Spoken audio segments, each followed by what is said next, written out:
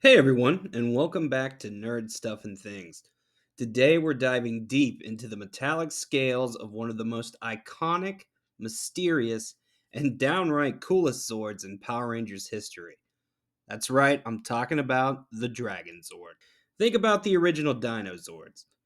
You had your Tyrannosaurus Rex, your Triceratops, your saber-toothed tiger, all powerful, sure. But then, this thing shows up. A colossal green dragon emerging from the depths controlled by a dagger flute and kicking the Megazord's butt on its first day. The Dragon Zord wasn't just another Zord, it felt different. More primal, more dangerous, and that's exactly what we're here to unravel today. Let's set the scene. Angel Grove, minding its own business, Rita Repulsa, as usual, sending down some monster of the week. But this time it was different. This wasn't just a monster, it was a prelude to something far grander and far more terrifying. Enter Tommy Oliver, the new Green Ranger brainwashed by Rita, and with him he brought a power the Rangers had never seen. Out from the sea, summoned by the haunting melody of the Dragon Dagger, rose the Dragon Zord. Its first mission, total destruction. It was an unstoppable force, a one Zord wrecking crew that made the Dino Megazord look like a toy. It pummeled buildings, it fired powerful finger missiles, and its tail drill could devastate anything in its path. This wasn't just a machine, it felt like a living weapon, and for a time, it was the symbol of everything the Power Rangers feared. This brings us to our first major mystery, its unique method of control. All the other Dino Zords required their ranger to be inside a cockpit, directly piloting their machine. But not the Dragon Zord. Tommy, the Green Ranger, would stand miles away, playing the ancient melody on his dragon dagger. It wasn't a joystick, it was an instrument. This isn't just a cool quirk, it speaks to a fundamentally different nature. Was the dragon dagger some kind of ancient mystical key? Was it a tether to a powerful, perhaps even semi sentient being that didn't need direct piloting in the traditional sense? This implies the Dragon Zord possessed a level of self awareness or instinct that the other Zords did not. It would appear from the sea when called, like a loyal but wild beast responding to its master's tune. This remote, almost magical command system sets it apart from every other Zord in the Mighty Morphin era, and frankly, many Zords that came after. It hints at an older, more primordial power source. Our second point of difference, its very existence as the sixth Zord. The other five Dino Zords were connected, activated almost simultaneously. But the Dragon Zord was a secret, slumbering beneath the waves of the sea only to be awakened by Rita's dark magic and Tommy's arrival. Why the sea? Why was it hidden from Zordon? This location suggests a separate, perhaps even older origin story. Was it too powerful or dangerous to be unleashed alongside the others? Its reptilian, almost aquatic design, starkly different from the land dwelling dinosaurs, supports this. It's a dragon, not a dinosaur. This isn't just a cosmetic difference, it marks it as an outlier.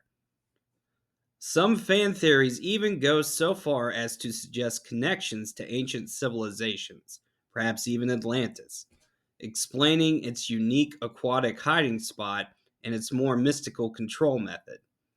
Regardless of the exact reason, its isolation and late appearance tells us it wasn't part of the standard Ranger arsenal. It was a contingency, a forgotten power, or something altogether alien to the original five. Once it joined the good guys, the Dragon Zord cemented his place as the undisputed king of firepower in the Mighty Morphin era. Its individual power was immense, but its true genius lay in its adaptability and incredible combinations. First, you had the Dragon Zord fighting mode. By combining with the Mastodon, Triceratops, and Saber-toothed Tiger Zords, the Dragon Zord would stand tall, armed with a powerful lance, bringing a temporary but significant boost to the Ranger's capabilities against particularly tough monsters. The real game changer was the Mega Dragon Zord. When the Dragon Zord fused with the Dino Megazord itself, it didn't just add a limb, it added raw power, unadulterated firepower. Imagine the Dragon Zord transforming into a colossal power pack, launching a volley of pure energy. This combination with the Megazord was practically unbeatable, a symbol of ultimate power that saved the day countless times. No other Zord in the era offered such versatile and devastating combination options. It wasn't just a Zord, it was a whole upgrade system, evolving with the Ranger's needs. Now for the true nerd stuff. To understand the Dragon Zord's unique flavor, we have to look at its Japanese origins in the Super Sentai Zoo Ranger.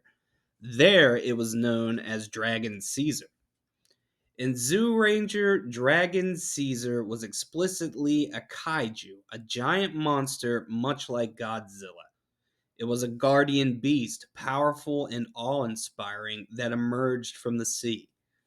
This explains why it felt so much more beastly and primal than the other Zords.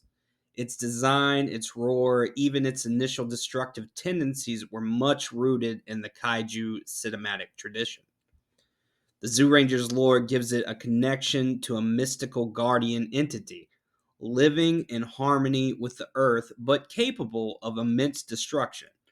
When Power Rangers adapted this, they kept much of the mystical sea dwelling and incredible powerful essence, but reframed it as the Dragon Zord.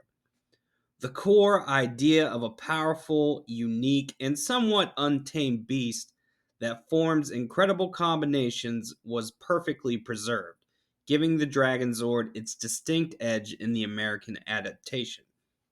The Dragon Zord's impact on Power Rangers history is undeniable. It introduced the concept of the Six Rangers Zord being uniquely powerful and often having a distinct origin. It paved the way for future iconic Zords like the White Tiger Zord, which also operated under a single pilot and had unique combination capabilities. But what happened to it? As Tommy's Green Ranger powers faded, so did the Dragon Zord. It wasn't explicitly destroyed in a climactic battle like many of the other Zords, it simply returned to the sea. This ambiguous ending leaves yet another fascinating mystery. Was it merely dormant, waiting for another worthy master? Was it absorbed back into some mystical energy source? Or did it simply cease to exist with the Green Ranger's powers? The recent Mighty Morphin Power Rangers Once and Always special gave us a heartbreaking glimpse, reminding us of its absence, with Billy needing to call upon an illusion of the Dragon Zord. This just reinforces the idea that its physical form, as we know it, remains a lingering question mark. Every great theory needs great support, and buying a shirt is the absolute best way to keep the nerd stuff and things research engine running. Our new line features exclusive designs based on some of our most popular videos. These are high quality, comfortable, and perfect for subtly signaling your membership in our lore community. The pre order is the only time we guarantee all sizes will be available, and it ensures you get the first edition t shirt print. Grab yours before the window closes and directly support the creation of our next lore video. The Dragon Zord truly stands alone in the original Power Rangers lineup. From its unique dagger control and mysterious sea dwelling to its unmatched power and ambiguous fate, it was more than just a giant robot. It was a character in itself. It embodied raw power, ancient magic, and the undeniable cool factor of the Green Ranger. It pushed the boundaries of what a Zord could be, leaving us with a legacy of unforgettable battles and tantalizing questions that are still pondered over today. And that, my friends, is why the Dragon Zord will forever be a legend in the world of nerd stuff and things. What are your favorite Dragon Zord moments? Let me know in the comments below. Don't forget to like this video, subscribe for more nerd stuff and things. Hit the notification bell so you don't miss our next deep dive. And I want to thank you guys so much for watching, and I will see you on the next one.